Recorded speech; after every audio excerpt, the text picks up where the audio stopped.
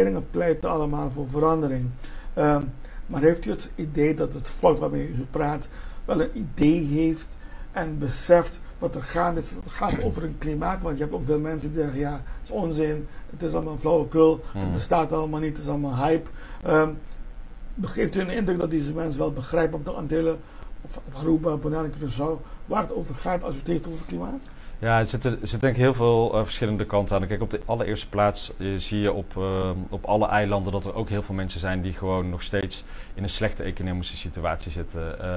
Bonaire echt en geen tijd hebben voor klimaat. Nee, en die mensen, ik zei het ook op Bonaire, als je honger hebt, dan heb je geen tijd om je druk te maken over het klimaat. En dat is ook hartstikke logisch. Die mensen moeten we helpen een beter inkomen te krijgen en energiearmoede te bestrijden. En daar kunnen we dus ook veel meer aan doen. Tegelijkertijd zie ik ook dat heel veel mensen op de eilanden gewoon in de dagelijkse praktijk zien wat klimaatverandering voor een impact heeft. Hè. Lokale vissers die zien dat visgronden zich verplaatsen door verandering in de oceaan. Duikscholen die zien dat de koralen soms enorm onder druk staan, terwijl dat zo'n belangrijke inkomstenbron is qua toerisme of vrijwilligers die bezig zijn de mangrovenbossen weer schoon te maken om die kusten te beschermen. Dus ik denk dat de uitdaging echt is, hoe kunnen we het zo concreet mogelijk maken?